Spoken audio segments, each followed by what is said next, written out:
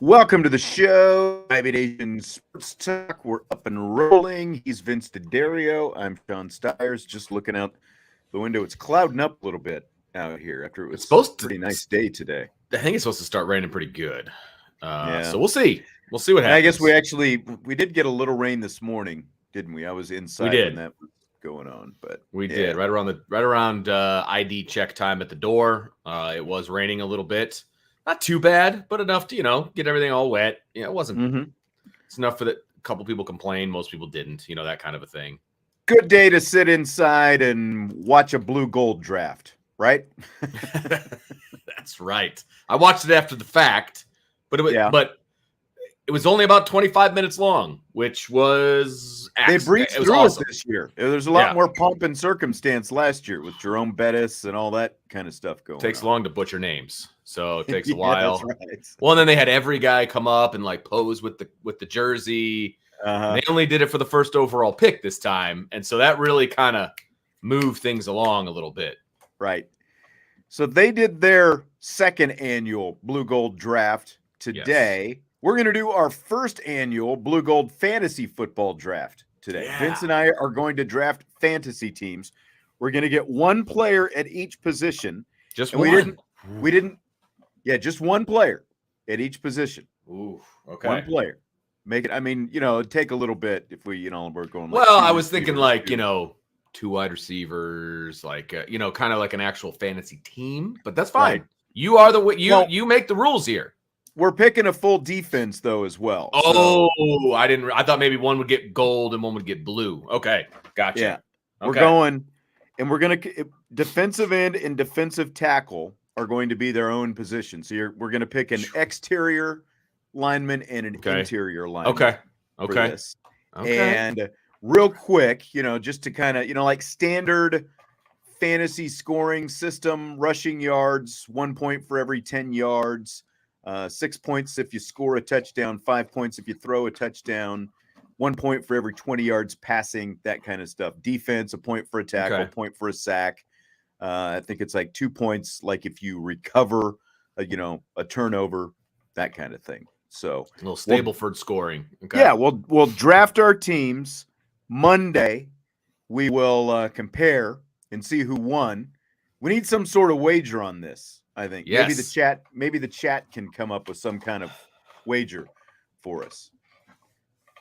I'm down. I'm down with a wager. I'm down with a wager. And I'm going to be sitting right next to you, needling you the whole time. Here's an idea. I win. You have to come up with the topics for a show. Oof. You win. We just do it the same as always, I guess. I need something to sweeten the pot for a victory. Yeah, I don't know. I'll buy you a cheeseburger or something. If you win. Always ready for that. Yeah. Guys who won't be playing: Kevin Bauman, Ty Chan, Logan. Logan Diggs is not going to play. Look at this. I just all the crossed out guys are not playing. I don't know Mitchell if you can see Evans not going to play. Justin Fisher's not going to play. That's a little disappointing. Yeah. Christian Gray, Thomas Harper's not going to play. Cam Hart, Devin Houston, Chase Ketter, Jack Kaiser, Prince Colley, Ben Minnick, Jack Polian, Eli Raridan, Ed Scheidler. This is the second year in a row Scheidler has been hurt. He's a walk-on, but I remember he was hurt during training camp. This is your opportunity, man. This is the time to shine. I know. Walk-on. I'm a little upset actually that Justin Fisher isn't playing because there's so many tight ends out. I think he kind of had an opportunity to get some time. Yeah. I don't know what we're going to do at tight ends with Mitchell Evans also out and Kevin Bauman, and Eli Raridan. I don't know what. We might not draft tight ends. I don't know what we might have to make an executive decision. I mean, there's not a whole lot of options at tight end as I'm looking through the list here. What do you think of this draft format? Do you like them doing this draft thing? Not us, but this is the second year they've done this draft. Do you like them doing it this way? I do. And the reason why I do is because it creates buy-in for the whole team. And especially for the seniors, because they're kind of in charge of the team and all of that. And I dig it. I think a draft is fun. And we used to, when I was coaching and we would do it would be in the fall. We would do a scrimmage the Saturday before the actual scrimmage, right?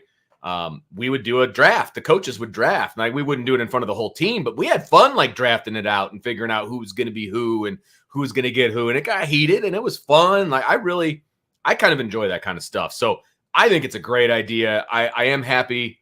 I thought it was a little ridiculous last time as far as all the pomp and circumstance. A little bit much. This was much more streamlined, but it's the exact same outcome.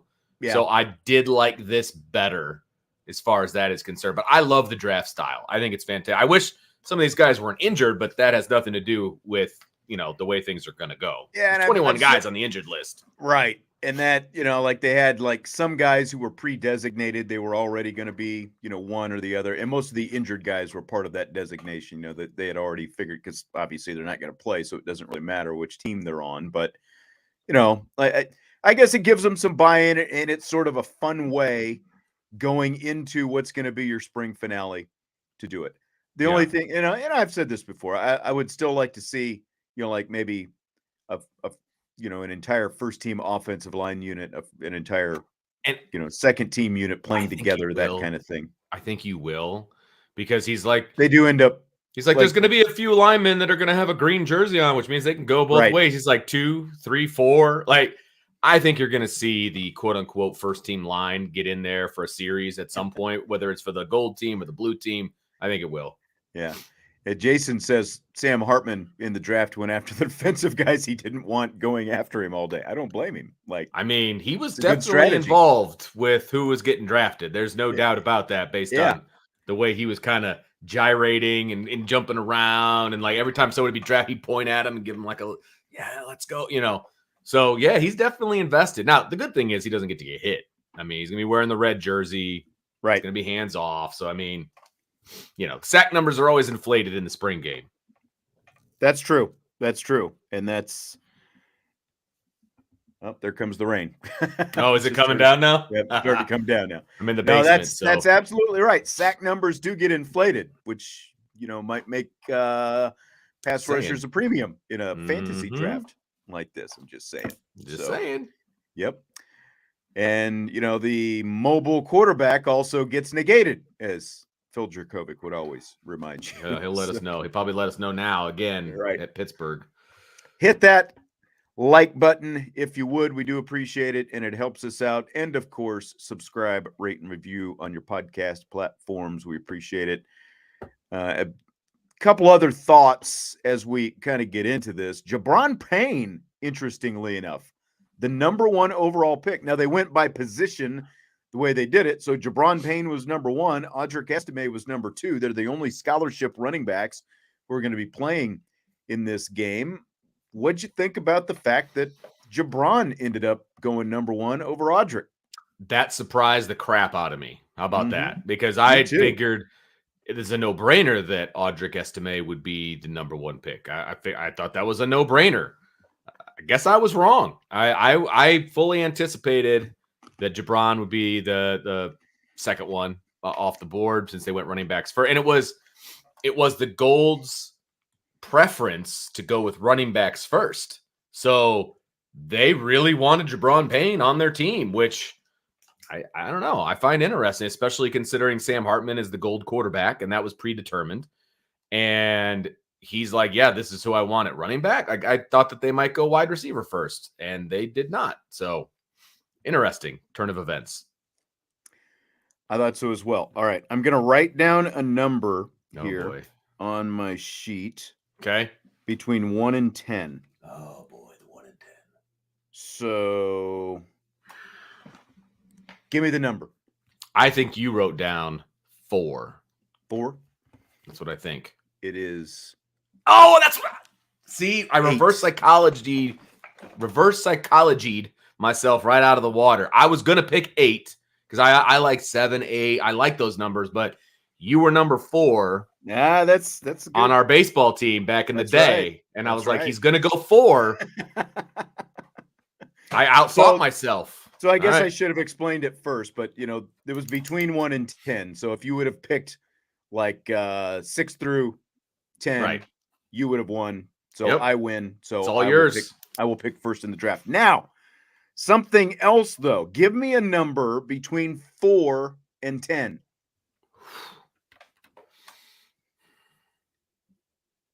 9. 9? Okay. No, I wasn't writing that one down. So we're picking 10 players tonight. Oh, okay. So we're going to let listeners make our 9th pick. Oh, for interesting. us. Okay. So that's what that second number was for. So when we get to our 9th pick, we're going to leave it up to the chat who they're going to pick for us. I like All that. right? A little twist. Yes. I So like listeners now. will get to participate in our draft tonight. Are we going to snake it? So, like, you get first pick, then I get first pick, you get first, I get first? We'll just go back and forth. It Okay, I won't was be gonna like say, I get 1, you get 2, and then I get 2. You know, it won't go like Okay. that. So Gotcha. we'll just go back and forth. All right. Sounds good. Man, this is tough. I don't even know. Well, first of all, do you get to pick which position group? Are you going to do it like they did it at Notre Dame? Like, you get to pick the position group and the guy. I think that'd be fun. So you can go wherever you want. So, like, we both have to pick the same position group, is what you're saying? Yeah. Just like they did the blue gold lottery this time. Like, once you pick a position group, you get first dibs. I get the next one, and then I pick the position group. I get first dibs. You get the next one. You want to do it that way? Yeah, why not? That's fine with me. Yeah, let's do it. Okay. We'll see what's important to us, position group wise. I'm interested to see where you go, sir. Okay. I'm going to start with wide receivers then. That's going to be my first position group. All right. And I'm going to go with Chris Tyree. Oh, you're going to go with a potential stat packer. This is a PPR, as we discussed earlier. This is a PPR fantasy game. So point per reception. So that's why I'm going with Chris Tyree. I think he's going to get a lot, huh? Yeah. Well, I don't see how I can't go with Tobias Merriweather. Okay. Yeah, I mean we're only going 1 per position, so right. I mean, I could make a case for a lot of other guys, but I don't see how I can't go with the guy I think is going to be the number 1 receiver all year long. Right. So now Tyree is an interesting choice because I think he catches 2 bombs and it's game over for me. I mean, and the interesting thing, we didn't even really talk about the composition of the rosters. I know Brian and Ryan talked a lot about it on their show. So anyone who was in there. Oh, okay. Sam Hartman is on the gold team. Tyler Buckner, of course, is on the blue team. Hartman's receivers: Jaden Thomas, Jaden Greathouse, Matt Salerno, Leo Scheidler, Alex Whitman, Chase Dixon. But then you go over to the blue team. Tyler Buckner, you talk about stacked. He's got Tyree, Merriweather, Colsey, Flores, and Braylon James. So interesting. I guess we could open it up to 2 wide receivers if you want. And like each of us, like we've each got 1 from the blue team. We could also take a gold team. That's true. We did each take 1 from the blue team because they have all the best receivers. Yeah. I mean, to be honest, as to what we're looking at here, right? I mean, we could do. I guess we could do 2 wide receivers. So you want to do it like so you pick and then I pick. I'll leave that up to you because I've determined most of the rules. So I'll let you decide if you want to do that or just go with 1 at each position. Now, you know what? Do you want to boot the tight ends because of the injury situation and just go extra receivers? That was going to be that was what I was going to say. So like, let's boot the tight end and let's go with an extra wide receiver because I think there's going to be more opportunity for points. Right. Now it doesn't have to be here. So this is your pick now. So you get to pick the position and the player. Okay. I am going to go quarterback. Okay. And I am going to go with Tyler Buckner. Ooh, okay. Because I think he's got more weapons. And I'm hoping that he is allowed to run a little bit, but I'm not holding my breath on that. So I was also thinking we could do this at the very end of the draft. Do we want to like pick the backups as well, just because it's the blue gold game and who knows how much everybody's going to play? I absolutely think so. Pick the number 2 quarterbacks at the end of the draft. Yes. Okay. We won't pick a bunch of like 5th stringers, but like the quarterback. I mean, who was the MVP last year? Right. We all heard about it. All 4 of them are going to play. Yeah, absolutely. And some more than others, I would think. So, yeah. All right. So where are we going next? I know where I'm going to go next. Let me see here. Look at the rules again. Okay. Yeah, I know. I'm looking I'm looking at who. I tell you what. Let's go defensive end. Oh, okay. And I am going to go with Junior Tuihalamaka. Oh. And the reason I am doing this is because he and Tyler Buckner are on the same team. So, like, even we'll see who you end up picking. You're gonna have to pick a defensive end next, Yep. but just because he won't have to be pursuing Tyler Buckner, basically. Yeah, Sam right. Hartman obviously a little less mobile, so I'm gonna go with Tuihalamaka as my defensive end. Well, that is great strategy, by the way. But I've got to go with who I think has probably got the best pass rush at the moment. Now, let me back up. Okay. I'm looking at the roster, and it shows Jordan Botelho as a linebacker. That's his listed position. Are we considering him a linebacker, or are we considering him a defensive end? Wow. So talk about totally confusing. Well, then again, Junior Tuihalamaka is listed as a linebacker too, so I guess that thought he answers was my a Viper. question. Okay, so yeah. So now, basically, the decision comes down to: am I going to take Jordan Botelho, or am I going to take Javonte Jean-Baptiste? Exactly. That's what it comes down to for me. Both of which are going to be chasing Tyler Buckner, right? And then Kenny Minchie. All right, I am going to go with my initial, and I'm going to go with Baptiste. I'm going to go with. Oh, okay. I'm going to go with the transfer, even though Botelho had a heck of a game last year. He did. He had a heck of a game last year, but I just don't see him putting 2 and 2, back to back blue gold games together. So I'm going to go JJB. Man, who would have thought that we would have a blue gold fantasy draft and Jordan Botelho would not be drafted? I know. Just because of the rules that we've boxed ourselves into, I guess. I know, right? I'm playing strategy here, so I guess I'll see if it works. Well, so I'm going position group now. Okay. I'm going to go linebacker. Okay. And because it's a point per tackle, I'm going with JD Bertrand. Good call. I like that. And that's, when I was looking at the linebackers, I was like, who am I going to pick at this linebacker position? Because, like, you have JD Bertrand and you also have, like, Jalen Sneed on the same team with JD Bertrand. And then the other group of linebackers, you've got Leofau, Ziegler, Bowen, Zinter. A lot of young guys.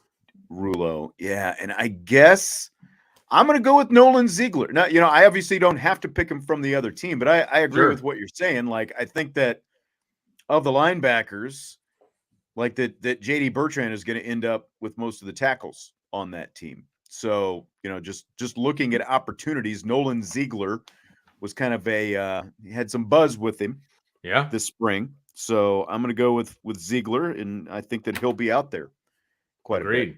Oh, absolutely. So. Absolutely. All right. Now we're going to go to running back. That's going to be our next position. Going to take the running back. You going with the number 1 overall pick or the number 2 overall pick? I've been debating this, how I would want to play the running back. We know Audric Estime has soft hands, so I'm not going to be, scared of Audric Estime. It's not like he's got rock hands out there. True. So I'm going to go with Audric. Oh, nice. Running back. Yep. That's good because then I don't have to root against Audric Estime getting tackled by JD Bertrand. So that's good for me, I think.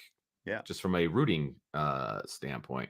I mean, I'm going to go obviously with Jabron Payne. I mean, there's not a whole lot of other options. Unless you're going to go with a running back or a walk-on, I mean. Yeah. So. I mean, there's going to be a walk-on running back that gets a touchdown like late in the game or something along like that's going to happen. And we're both going to be like, no, it should have been somebody, but who's that going to be? That's a great question. Right. By the way, what are we going to do with Lorenzo Styles? How are we going to classify him? He's the only quote unquote athlete in the draft. Like that's what they said when he did it. It's like he's the one and only. There is nobody else. So he's going to play both. receiver and corner. I would say that he's up for grabs for either one. So you can take him at either spot I think because so. we are drafting a second receiver. I think that's wide open. So do we have to clarify? Like, could he be drafted twice? Like, could you take him as a receiver and I could take him as a corner, for example? I'm going to go with yes, because why not? Let's just throw the rules out the window here. Well, I think you can. He's two different people. He's defense, he's offense. So, yeah, why not? All right. So that's still out there. We have taken 5 guys so far, which means we have 1, 2, 3, 4, 5. We have 6 to go because we decided we're going to take number 2 quarterbacks at the end as well. Oh, yeah, that's right. All right. Andre, little interlude here in the middle.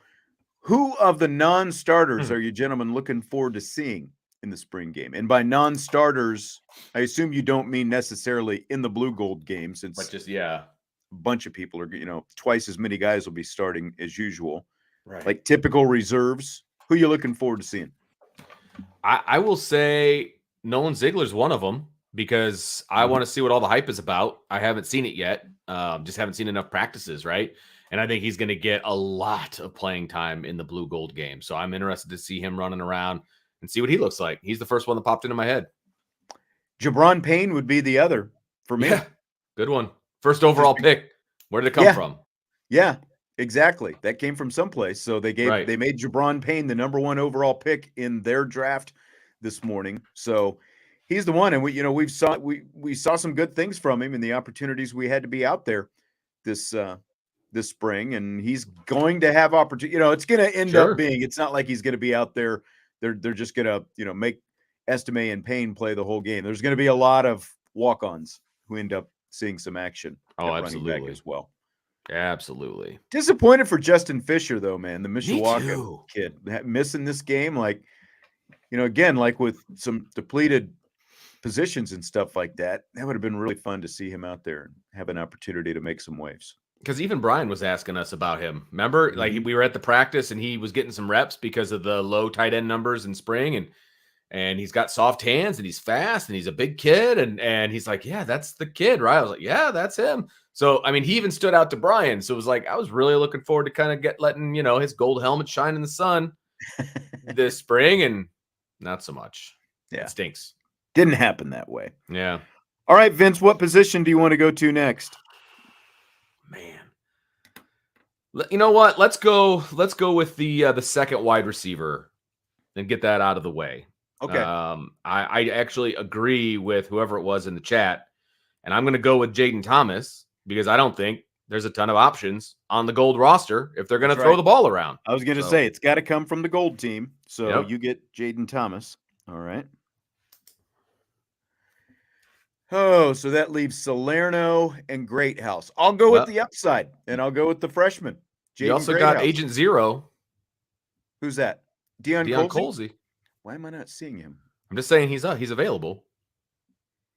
Is he on the gold? Are we sure about that? He's on the blue, but you don't have to pick. You can pick. Oh, well, I thought we said that. I thought that we said that he had to come from the gold. Okay, that's okay. Oh no, I don't think so. I think you can pick anybody you want. I don't think we have to narrow it down like that.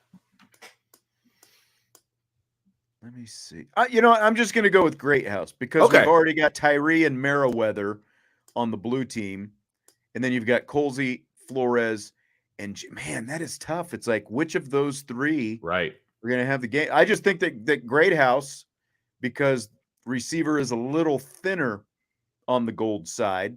Sure. With Thomas, Greathouse, Salerno, and then you get into the walk-ons after that. I'll go with Greathouse. I'll stick with him. You're going to make somebody in the chat real happy. I'm sure I will. All right, let's go to cornerbacks. Oh, yeah, this is going to be a good one. I'll just take the best one on the team, Ben Morrison. I mean, there's no choice. The only real question is going to be what kind of opportunities he gets. Like, will they throw his way? How much will they throw his way? Yeah. That kind of thing. Yeah. So I'll go with Morrison. Mickey was the next one off the board for them. In that and how that all went down. Uh-huh. I'm going a little off the board because I think they're going to give Lorenzo Styles a bunch of reps. So I think he's going to get a bunch of opportunities. Okay. So I'm going to go with Lorenzo Styles here. All right. All right. Great pick. A fun pick. Like, the one that everyone's going to have their eyes on. Yeah, absolutely. I think this is a great opportunity for him to just kind of show what he's got. You know what I mean? Right. And I think the other thing is that they're going to throw him in against the ones, and I think he also might get reps down the line against some of the other teams as well. You know what I mean? Like the seconds and thirds, whatever. I think they could very well keep him out there for a while just to get his feet wet. So an opportunity to get some points for me. And fortunately, he is the only number 4 on the team. So we don't have to worry about That's him true. like switching jerseys around or any of that kind of stuff. He can just flip-flop back and forth from. I don't think that was an accident after a while. Like, you know what I mean? Like, I feel like that was on purpose. Yeah. Okay. I just realized that offensive line, I don't know how we're going to determine, a point system for the offensive line, but I don't know that there's anything we can do about the offensive line. Besides, we're Yeah. both probably going to take the 2 tackles anyway, and I don't we know. might just have to let people decide which lineman played the best out there. I guess, Yeah, something seriously. like that. And that guy gets 2 points or something, maybe. I don't know. So this is our 8th pick. So we're still picking ourselves. Yes. So we make this one, and then next pick will be up to our people in the chat. Okay. All right. I'm going to go with defensive tackle. Okay. I'm going to go with Jason Onye. Nice pick. Yeah, I think he's going to have a real good opportunity to get after number 10. Go get him. I agree.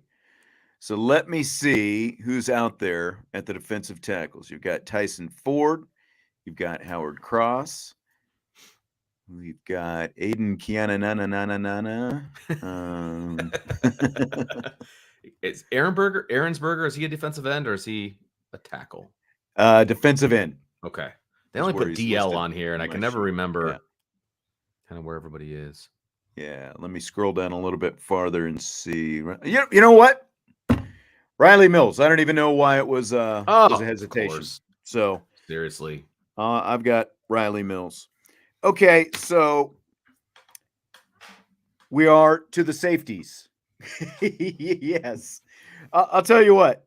We'll put this out there. It can either be a safety or a backup quarterback. First, you got to pick the position group. And, we've already got people throwing out names. So are we picking safeties or number 2 quarterbacks with this next pick? Again, this is up to the chat. First person who says what position group between safeties and quarterbacks, that's the position group we will go with. And so you got first dibs too. So whatever they come up with, you're going to get the first name that comes up. So throw it in, people. What are we going with? Are we going safeties or backup quarterbacks? Backup quarterbacks. Which would be Angeli or Minje? Well, we're analyzing Xavier Watts. Yeah, I know. All right, Father David says Minchie, so I'll just that take means that quarterbacks. Quarterback. I get Kenny Minchie then. All right. That means I get last year's MVP in Steve Angeli. There you go. Is what that means. That's right. And now, should we be fair and let the chat pick the safety for? I mean, it's pretty obvious. I think. I think it's pretty obvious. Yeah, just go ahead and pick him. So you've got Watts, right? I mean, I'm not gonna shy away from my guy, right? Who else is playing safety? Yeah, I know. That's what Well, Ramon Henderson and DJ Brown, and DJ Brown was like a de facto captain because he went up and talked afterwards. Right, and Barnes, I guess, has okay. Been cross training. Let me see what they list. Let me see who they listed this. Okay, you've got DJ Brown and Marty Auer on one team. A lot of injuries in safety. You've got Xavier Watts and Ramon Henderson on the other. So I'll take Ramon. I'll go with Ramon Henderson. Okay. Take away my stats. All right, I see how it is. Yeah. Battle me out. Fine. There it is. Got it. All right. I'm feeling pretty good about my squad, John. Feeling pretty good. Josh is asking Barnes free safety or strong safety. I want to say more strong, but they kind of move them around. I mean, exactly. There's a specific strong and free and all of that. I think it's just you kind of play safety, and You can do both essentially. Yeah, they want to consider them interchangeable. Yeah, exactly. All right, so the offensive line, is this my pick here? Yeah, you're up. Again, I don't know how we're going to score it. I'll just go Joe Alt. There's no reason not to. I mean, seriously. And I'll clearly I will go with Fisher because he would be the next best offensive lineman. Just go with both of the tackles. Yeah, we could do like fewest sacks allowed, maybe. Yeah, or like they can only give you negative points if they give up a bunch of sacks. Like every sack they give up is -1. I don't know. Right. You can't really count pancakes because that's silly. So it'll be easier for us to score it if we're looking at sacks and sacks given up, I think. Right. All right. So we've got our teams. So for Vince, it goes Tyler Buckner, Jabron Payne, Tobias Merriweather, Jaden Thomas,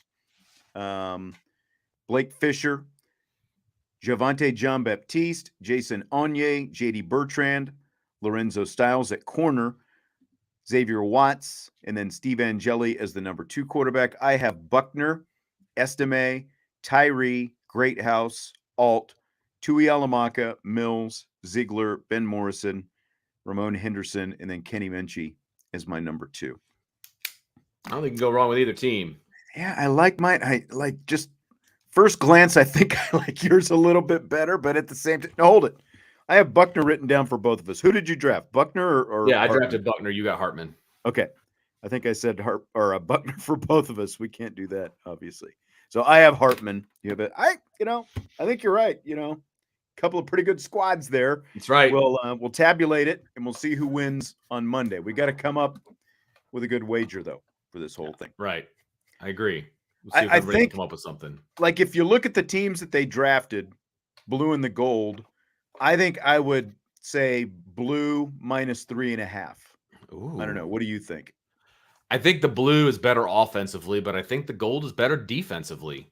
I mean, if you look at the linebacking core, you look at the safeties, you look at the corners, I feel like the gold team is better defensively. So here's the gold defense. You got Jean-Baptiste, Aaronsberger, Gobira, Botello, Burnham, Heinisch, Ford, Cross, Kiana Anna, Bertrand, Sneed, Osbury, Watts, and Henderson.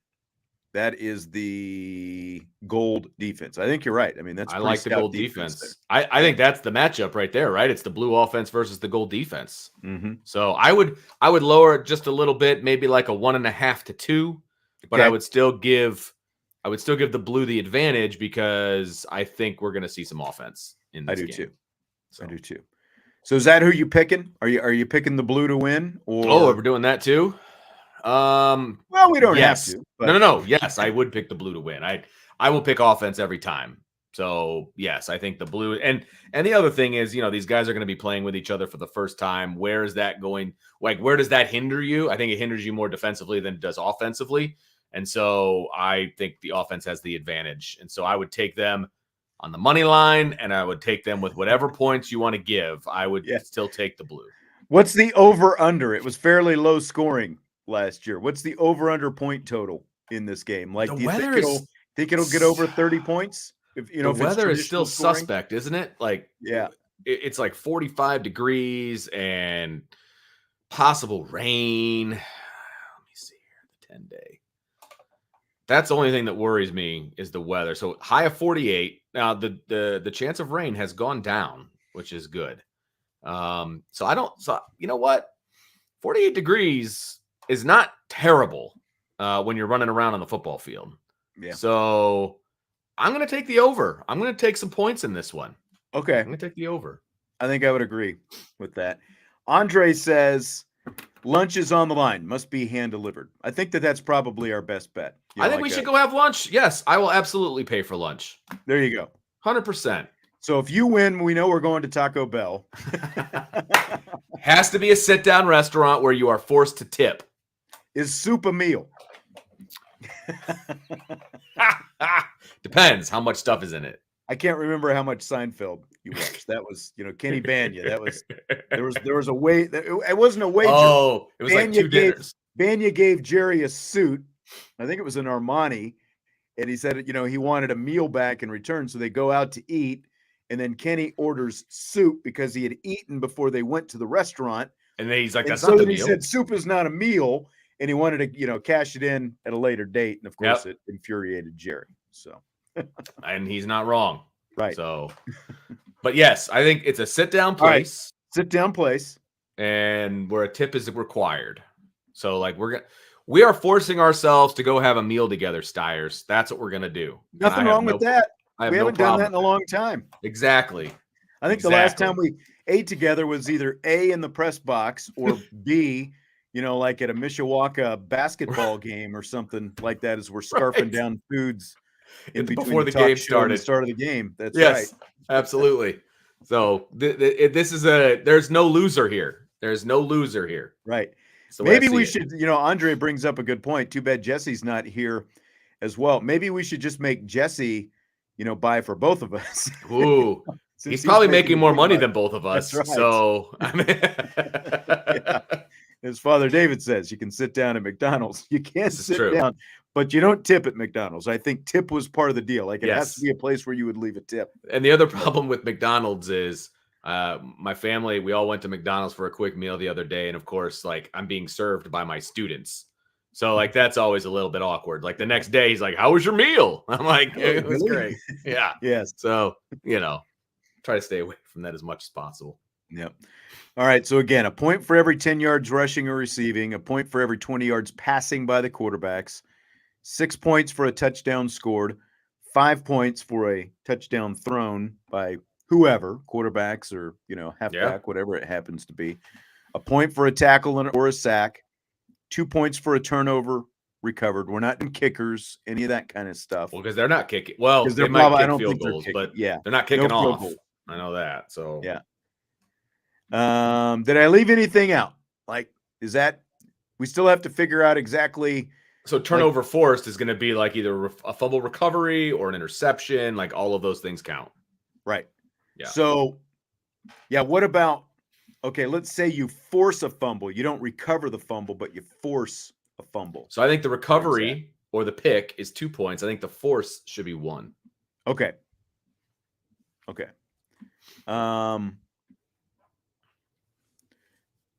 going to write that down. 1 for a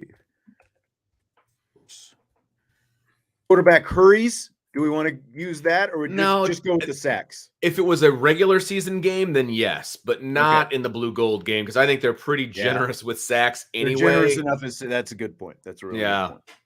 Because you're probably going to get like what would be a hurry is going to turn into a sack in most cases anyway. Exactly. I think that's accurate. Okay. All right. I think we're good. I'm going through like a game in my head, and I think we've got everything covered. Yeah. The only thing we've got to figure out is what kind of point we're going to award to whichever offensive lineman, I guess. The only thing I can think of is they can only give you negative points. Yeah. Like that's the only thing. Give up a sack. Yeah. Right. Who gives up the most negative points or something like that? That's the only thing I can think of. Brian will crunch the film. So we'll let Brian determine which offensive lineman had the better game. Yeah. I like that a lot. I like that a lot. It's probably the easiest way to go. Perfect. All right, Vince. With that, are you ready for some rapid fire? Oh, I had the worst day at work today. I am so ready for rapid fire. All right. So ready.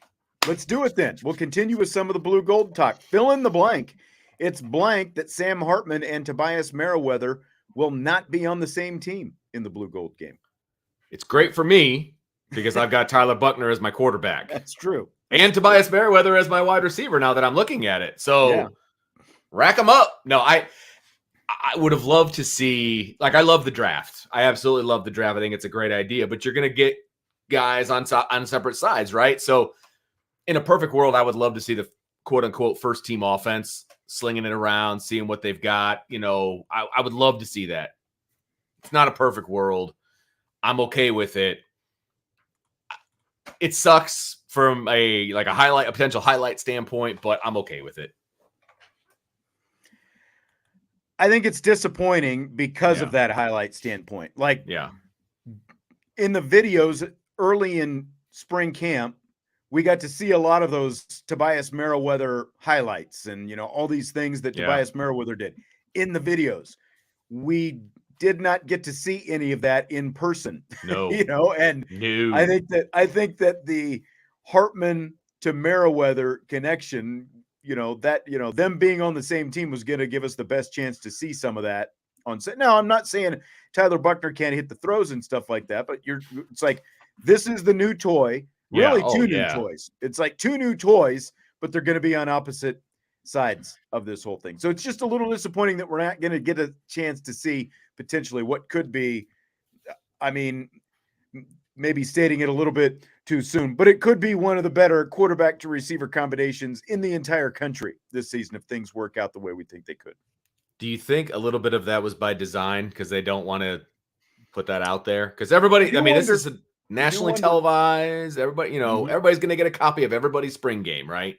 Right. So I feel, and I'm not saying that they're going to hold their cards to their vest or whatever, but they kind of are. They're just going out there and everything's scripted. It's going to be, that kind of a thing. I'm guessing maybe the fourth quarter's not scripted. Okay, fine. But, do they really want to put everything they've got out there on showcase? Probably not, is what I would imagine. I think you're going to get fireworks, Hartman to Tyree. I think that has the potential of being something special on Saturday. Yeah. So nobody can keep up with Tyree. So as long as he catches the ball. Jason spotted the WKRP across the top of the shirt. That's right. WKRP in Cincinnati, and bought this actually in Cincinnati. Oh, did you? A few years ago. Yeah. Look at you. And I tell you what, we walked all over downtown trying to find a place that had WKRP t-shirts. I mean, really, it's been like 40 years now at this point. So, like since the show was on the air. So I think they're getting little bit more rare. Andre says he wishes all the coaches were mic'd up. They may be. I mean, they might. Last year they talked to Marcus Freeman pretty heavily, but they may be mic'd up, and you might see something after the fact. We don't know. They don't tell us that kind of stuff in advance. But I agree. This is a spring game, man. Mic them all up. I would mic up the quarterbacks. I would mic up some of maybe the upperclassmen. Like, you're obviously not going to put play calling out there, because you're going to be in charge of what gets out there. I'd mic them all up. I mean, let's have some fun with it. That's what I would do. Yeah. And actually, Derek is right. Tyree will not be with Hartman. He is with your guy, Buckner. So, is he really? Yes. I was looking at the teams, and I see Hartman, Tyree together because they're both on your team. You're right. Yep. You are. Yeah, that's true. Right. That's true. On my team, they are, but that's what I was looking at, and they won't be. Yeah. Yep. Jeez, that's even worse. So the Lorenzo Styles experiment, assuming he's going to make this move to cornerback full time, I've seen this question starting to pop up. Would you buy or sell the idea of a redshirt year for Lorenzo Styles if he's moving over full time to corner? Wow. I never even thought about that. And even when I read your question, I was like, man, I would have to talk to him about that. Like, how do you feel about redshirting your junior year?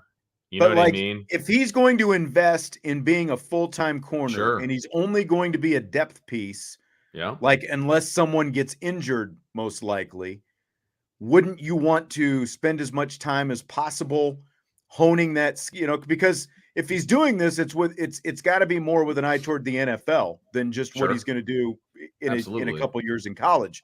Right. So if he really wants to make this a full-time thing, you're right. You do have to have the conversation with him. But I would think, unless he, goes that rapidly and, makes that ascent up the depth chart. But who's he going to play in front of at this point? Cam Hart and Ben Morrison. Again, Hart's got a history now of the shoulders, with some issues there. So that could come up at some point. But, assuming full health for everybody, as we've talked about, the cornerback position is not the position of need. It's safety, but he's going to be a cornerback. So I would think you'd have to give it serious consideration if he's up for something like that.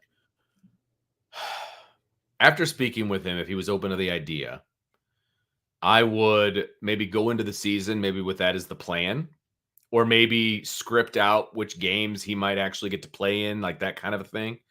But if there's an injury and he's worked his way into like the 2 deep, then I think you got to burn that idea and you've got to put him on the field. Now that a lot of that is depending on where he's at with his development, right? But I feel like if there's an injury, I think you got to seriously considering losing the red shirt pretty quickly. If everybody gets through healthy, then maybe that's a possibility, right? You go into the season with that as a possibility. I just don't know how he would feel about it. You know what I mean? Like he's got a chance to start in 24. Exactly. I do. I think he's got an opportunity to start in 24. Does he think he needs 2 years of starting in order to make an impact in the NFL? That's the big question. I would think that he's, unless he becomes an All-American in 24 and that's his, part-time player this year and all of a sudden he's an All-American next year. I mean, that would again be a pretty quick ascension. Sure. Like unless you go to that level, I would think that he's going to need more on tape. Again, like if he's looking at this as a career move, to translate into an NFL career down the road. Yeah, and I think it's going to be really curious to kind of keep an eye, because he can obviously play in 4 games and still keep a red shirt this year. But the question, so like if they get into some blowouts early on, does he get into the game and get some experience there? Or do you potentially hold him back because of the fact you want, once you get midway through the season, guys start getting injured. Sure. Do you hold him back? And I don't know. It's going to be really interesting to keep an eye on, I think. That'd be so hard. You ended up being a pretty important piece as a freshman. You stunk as a sophomore. Now you got to sit out your whole junior year. Like, man, it's tough. But you could still play 4 games your junior year. For sure. The red shirt. No, absolutely. And like I said, again, you can map that out. Yeah. See what it looks like. You know what I mean? And I would map that out for like bringing him in the middle of the season and then towards the end, just in case you do have that injury, he's ready to roll. And I'm looking here. Hang on a second. Is Clemson one of the last? It is. It's one of the last 4 games. The last 4 games on the schedule: Pittsburgh, Clemson, Wake Forest, Stanford.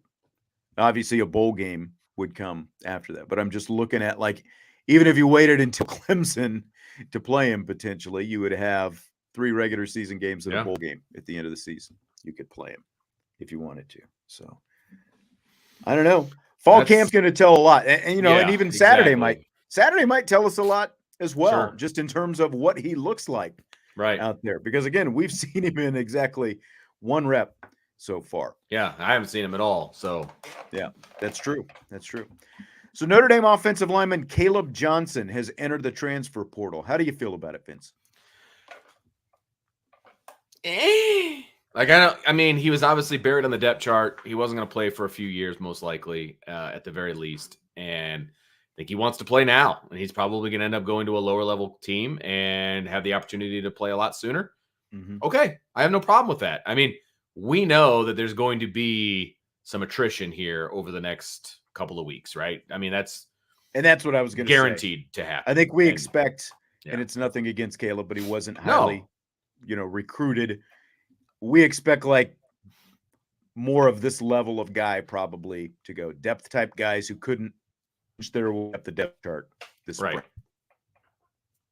So, I mean, it's obviously not a huge loss. It's not someone, we talked about as making any kind of moves, and you're absolutely right. He'll go someplace, a little, lower level. Sure. And maybe even Power 5 someplace, just at a lower level where he go to like a Vanderbilt or like a Wake Forest or something along those lines and get some playing time, and good for him. I mean, look, if I'm the dad of a player, I mean, a Notre Dame degree is unbelievable. That will be first priority, but you only have so many years to play and then it's over, And so I would not have an issue with my kid wanting to search out some other opportunities if he's buried on the depth chart. I really wouldn't.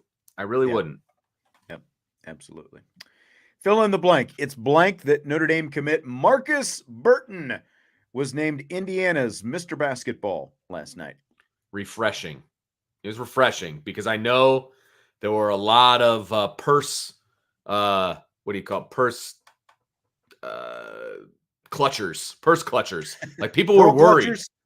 They were really worried because look, in the past, there's been a lot of Indy bias, like Indianapolis bias from the media, and those are the people that vote for it. And most of the media is down in the Indianapolis area. I think it was a clear and obvious choice, and it ended up being that way too. Like the vote, he won it like going away, which I think is great. Which is but it was also refreshing. amazing considering the majority of the media that votes on this thing is Correct. in that Indianapolis area.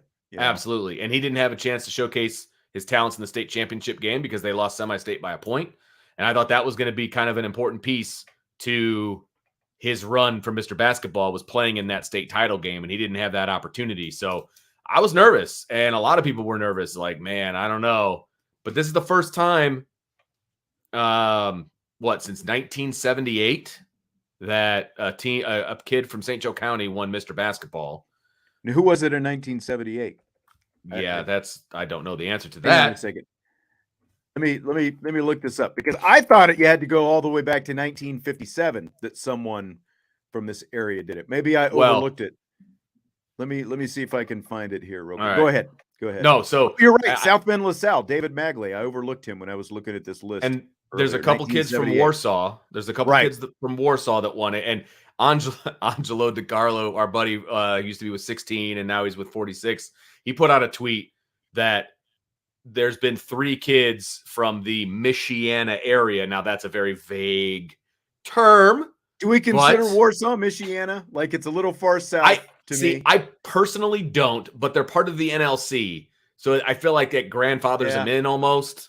I wouldn't think of Warsaw. It's an hour away. For like people outside our area, Michiana is a combination of Michigan and Indiana. And we're obviously sitting right up here on the state line. Right. Basically. I mean, we're in the heart of Michiana. And Warsaw is a good, 45, 50 minutes south. It's an hour, well, from where you are probably. Oh, sure. Probably a little closer for me. Right, because you're on the other side of town. But I didn't think that was Michiana, but it's still a cool stat that if you include Warsaw, that Al Rhodes, who was the Penn coach, he coached all 3 of them. He's coached the only 3 guys from the Michiana area that have won it. See, now again, like Michigan City is in Indiana. Like, is that considered Michiana? Like, what do they actually consider?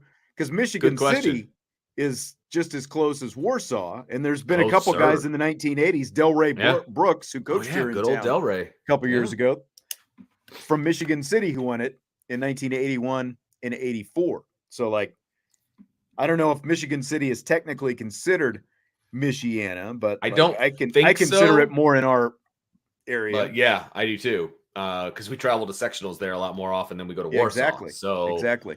I would consider that the region as opposed to that's Michiana. True. People consider that the region. Yeah. I don't know. It's so vague though. That's the other thing. That's also part of because of the conference they're in, you know. Absolutely.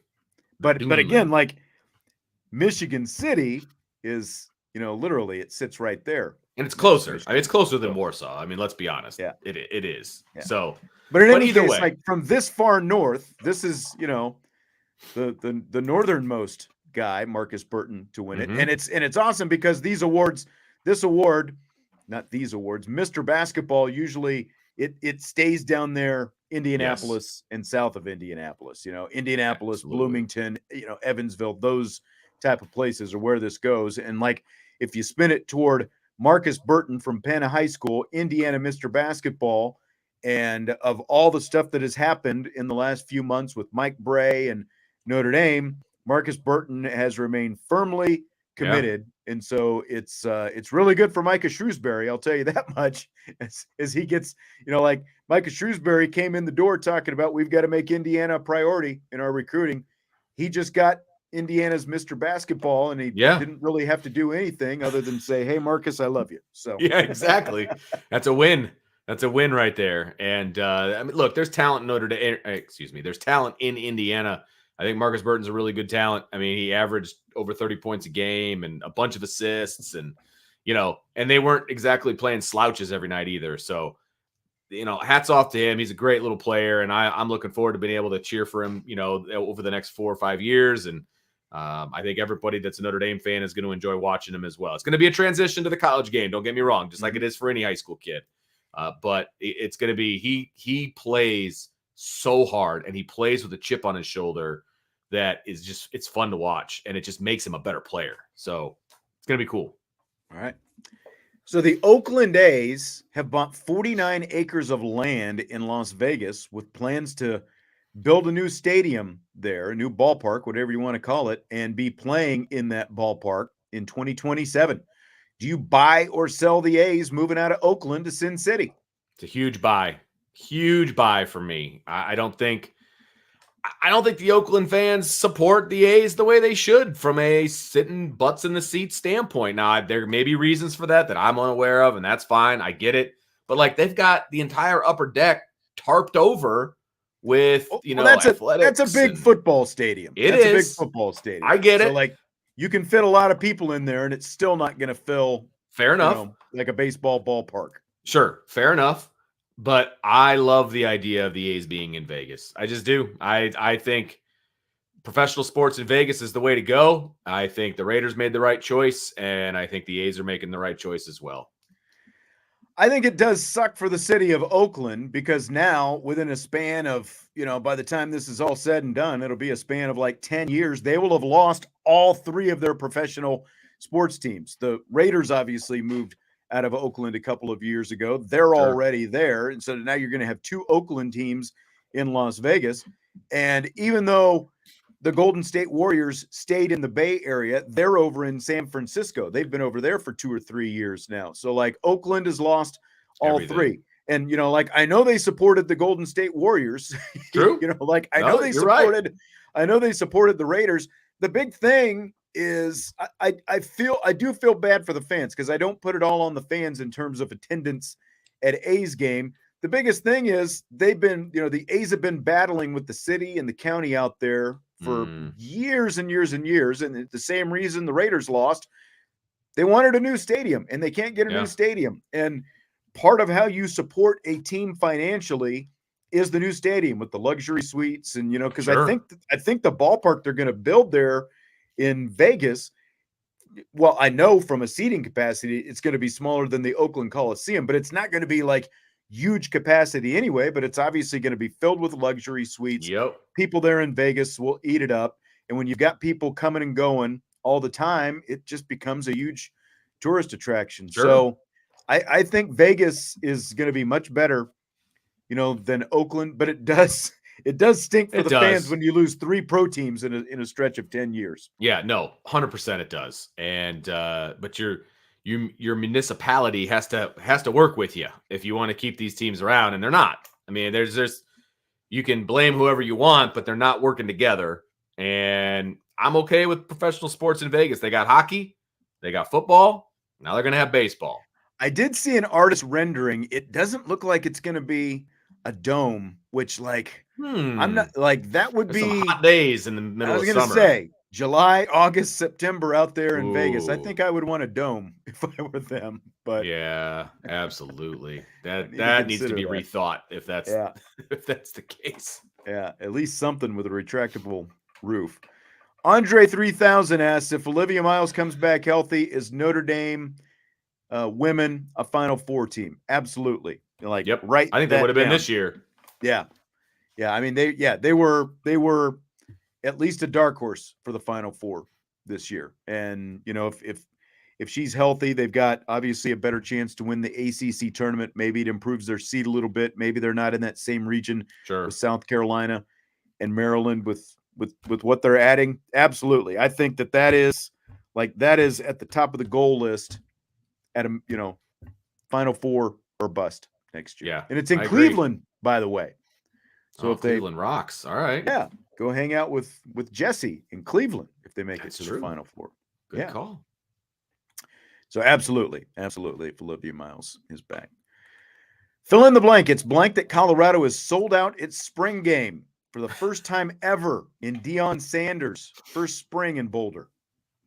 Predictable, I guess it would be the word, because everybody wants to come watch the circus. I'm guessing that they think that something hilarious is going to happen or something's going to happen with Deion at the spring game. And people want to see what the heck he's been up to. Like, I saw a clip the other day of practice with Deion, and I'm not disparaging Deion as a coach, but what I watched was ridiculous. It was ridiculous. He had the corner, I believe it was the corner that he brought with him from Jackson State, so the former #1 kid in the country, right?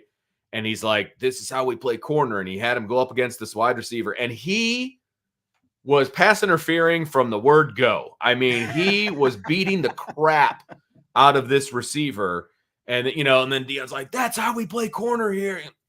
Like, okay, you can play corner that way. It's not going to end well for you. And I don't know. It just felt very high schoolish to me, but he's an attraction. No doubt about that. Yeah. And I know that they lost a large number of transfers. They lost 23 to the transfer portal.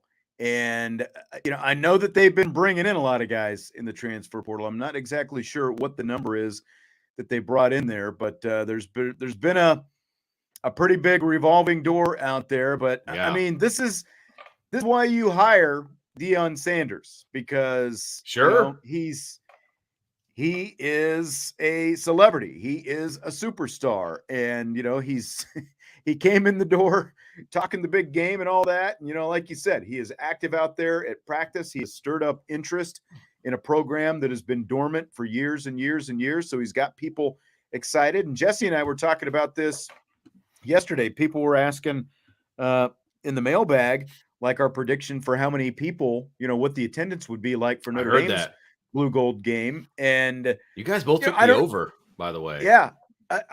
I still think it's going to be pretty good, just because of the newness with Sam Hartman and Jared Parker, and like some of the other things, Tobias Merriweather and all, but especially with Sam Hartman. But so, like, this is when you usually get the big numbers for a spring game, anytime you have change, and the change doesn't get much bigger, I don't think, than Deion.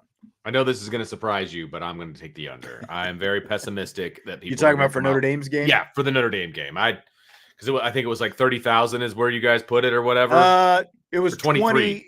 23. Yeah. Is that what it was? I think it was a third, something like a third or something like that. Yeah. I'm taking the under. Notre Dame spring games have just never been well attended. And it's not like other places that just pack them in, like Florida. For whatever reason, Florida spring games are just absolutely packed, and Ohio State games are packed. Notre Dame games just aren't for the Blue Gold game. So I would be surprised if there was a ton of people there. I really would. And they're probably going to give us how many tickets were sold. Yeah. They're going to give us that number. Too. And FYI, they sent out a link to all the football players at the high school that I work at for 3 free tickets apiece. Really? So, yeah. Trying to get them in the door. Correct. So I don't know how many to say that other they've got places the numbers up there. Yeah. They've done that, but they're trying to get the numbers too. up. That's cool. I love it. Give them free tickets. Yeah. I think that's absolutely the way to go, especially for a spring game. Get these high school kids in there, man. Like, get these high school football players in. I think that's absolutely awesome. Absolutely awesome. So Jason had a good question about Deion. Do you think he stays for at least 5 years at Colorado? And if so, do you think they are Pac-12 contenders? I think that there's a good chance that he will, assuming, that they are winning, because with USC and UCLA leaving the Pac-12, I think that Colorado's going to have just as good a chance of anybody to be a Pac-12 contender. And if you're in contention out there, you're going to have a chance to be in the top 12, which means you've got a chance to be in the playoff. I think that his eye is on Florida State. I think that is the next step for him. Like, I think that as long as he's winning at Colorado, I think he stays there potentially until and if Florida State comes open again. I think that's a good call, number one. And we just don't know what the carousel of coaching is going to be. I don't know that Florida State's going to take a chance on him until Deion at least puts like 3 years of a program together at the D1 level. As far as, are they going to be a contender? Not while UCLA and USC are still in the Pac-12. Once they leave, I think he absolutely has an opportunity, because who else? Utah, Oregon, I guess. But like Washington, maybe, definition of a contender means top 4 or 5. And Yeah, I think you've got an opportunity to be a contender there. Absolutely. I don't think he'll be a contender for the next few years, though. I think if anybody's expecting an overnight success, I don't see that happening. Well, Jesse and I did an over-under on his wins. Like someone said that they think that he'll get him to 7 wins this year. Jesse thinks he will this year, 7 wins this year. This year, for Colorado. huh? I don't think they'll get there this year. Now, maybe they do because of the, again, it's not like they're going to play an arduous schedule out there in the Pac-12, but I think that's a little bit too much too soon. Let's see here. I think pulling their schedule up. Yeah. So, okay, let's do this real quick. Let's have some fun. Okay. TCU is the opener. Ooh. At TCU. I'm going to say loss. I agree. Nebraska at home. That could be a win. That's a toss-up. Yeah. Matt Rule, yeah. First-year head coach there as well. Yeah. We don't really know what Nebraska is going to be like, right? Yeah. And right. Same thing. We don't know what Colorado is really going to be like. So I would agree with you. That's a toss-up, right? So we're 0-1-1 potentially. Colorado State, they should win that game. I'll say win. From a talent standpoint alone, they should win that game. I mean, if you don't win that game, then right. he's gonna hear it. All right. So I'm gonna. So now we got 2-0-1. Yeah. So no, we've got lost to TCU. Oh, that's right. We got 1-1-1. We'll go toss up with Nebraska. So we're 1-1-1. All right. Oregon. I think that's a loss. Loss. USC. That's a loss. Arizona State and the Fighting Drew Pines. Man, really another toss-up, but yep. we can't make them all toss-ups. I know we can't. I might have to revisit some of these toss-ups. That's fine. Yeah, give it a toss-up for now. Stanford, it could be a win. It's at Colorado. I'll give them a win. I'll give them a win there. Okay. UCLA, I think that's a loss. It's at UCLA as well. Okay. Yeah, say where they're at. So yeah. Oregon State at home. Man. The Beavers. I'll say win. Okay. I'll agree. Why not? Arizona at home. Win. Okay. Washington State on the road. See, that's the kind of game that would bite you. Yeah. Go to Washington State. Personally. First season, I'll say loss. Yeah. And then Utah on the road. I think that's a loss. Loss. So we've got 6 losses. We've got 4 wins and 2 toss-ups. Even if you put the 2 toss-ups into wins, they're a 500 team. They're a 500 team. But like if we include the bowl game, I guess they've got a chance at 7. But I think 5-6 is well, and that's what I would say too, because if you take the toss-ups, you put 1 in each column. Yeah. Then you're talking exactly 5 and 7 for the regular season. And I think that's more accurate. So yeah. There you go. Hope everybody enjoyed that. We just pieced through Colorado's schedule. Yes, we did. Very exciting. Yeah. Speaking of which, we'll actually there's a couple in the chat that we'll get to here before we wrap up, but this is the last one I have. So I heard this on the College Football Inquirer podcast today. There's a street performer in Boulder, Colorado, where of course the University of Colorado is.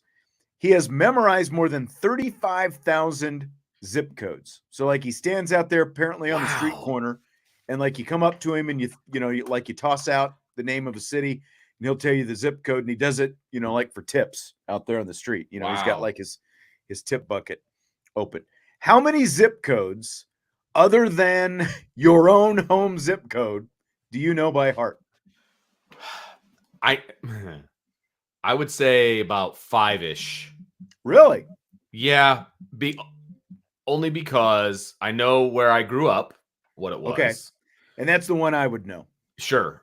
I know where I work. Mine, not yours. I know where I work, which is different than where I live. Uh-huh.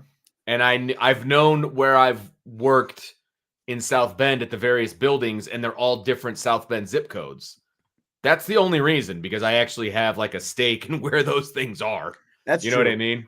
Like when I worked at the radio station, I always, like anytime I had to fill out an address, I always had to Google the address and find the zip code. Right. Because, so I never knew that. And like, even I lived in a house for 18 years before we moved into this house 3 years ago, and I can't remember the zip code that we used to have for 18 years. Like, That's and I can awesome. barely remember this one. I always like have to quiz myself. Like, I'm still like, oh yeah. And then I know my You're home Mishawaka, zip right? code. Yes. Okay. Yes. Are you 4-4 or Consider 4-5? 4-4. Okay. Yeah. It's like I don't know where the cutoffs are, but like Yeah. I know like Mishawaka's 4-4, 4-5. You know, South Bend is 1-6. Well, you know, there's a bunch in there. So wow, that's impressive. You can remember 11. That is very impressive. And then, you know, like you said, you know, like any of those, like the fact that you remembered all those zip codes from all those, schools you were in, you know, that's impressive as well, because you made the rounds in the South Bend Community School Corporation. Yes, I did. Yes, I did. All right, couple. Speaking of which, your school career, Jason, Vince wants to know: are you administration now, like vice principal? Isn't it? Are you going to try to take the steps to be a principal or athletic director in the future? Keep climbing the ladder. What's the Vince career path? What's This next? is like we're getting deep. Yeah. No, I'm a dean of students right now, which is considered administration. I have zero desire to be a vice principal or a principal, but I do have a desire to eventually end up in athletics. So, you know, the natural stepping stone would be assistant athletic director and then athletic director. Like that would be the route that I would take at this point. I also have no desire to go back to school and get a master's degree and admin license. Like that just doesn't interest me, and nor do I have the time I don't to blame do you. so. It does.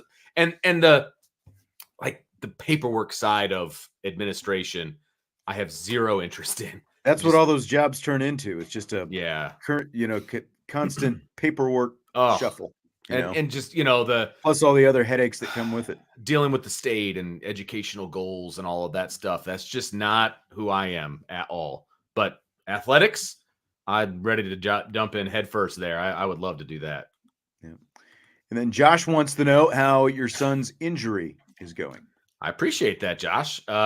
He was cleared on Monday, and he's slowly working his way back up. He's going to run in his first meet on Tuesday, and then another meet on Friday, and another meet the following Tuesday, hopefully to put down some good times to make the postseason roster and hopefully make another run at state like he did last year. So all right, awesome. It's time's crunching because postseason starts May 11th. So he's going to have a qualifying time in by the 2nd of May. So it's going to be tough, but he's very focused. He told his girlfriend she's not allowed to come to anything because he has to stay focused. I thought that was funny. She's pissed. Stay away.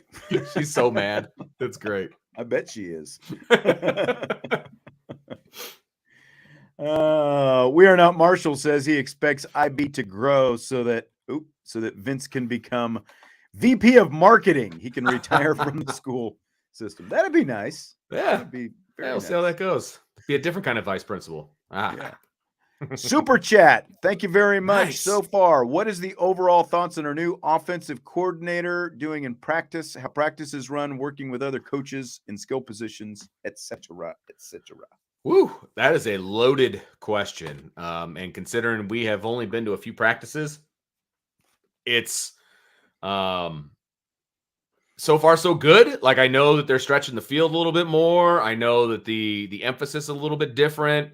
It feels like everybody's buying into what they're selling offensively. And so I think it's only a good thing at this point, and I'm excited.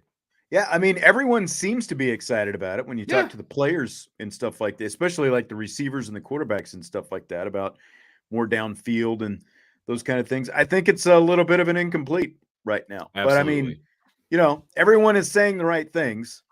You typically get guys saying the right things. You know, the offense did win the scrimmage a couple weeks ago as well. So we'll see. We'll see what it continues to look like. Yep. I mean, if I've heard Brian right, last week, it's only been a week since the scrimmage, hasn't it? Not even. I mean, it was just last Saturday, right? So seems longer than that. The way the weather is, it's like it seems like we've had like almost all 4 seasons in the last 5 days. Seriously, it was snowing on Monday.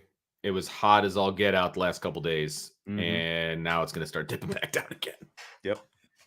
Who knows? What were you saying? Ryan said what? I say Brian has been basically his sources have been telling him that it's really back and forth. Defense wins, offense wins, defense wins. And that's exactly where you want to be. Which is good. Yeah. Absolutely. You don't want one winning all the time. No. Because you want to see some success from both when it's your Right. own team, so.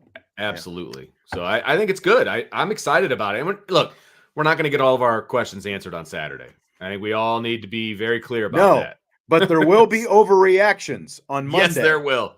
To whatever happens on Saturday. No doubt.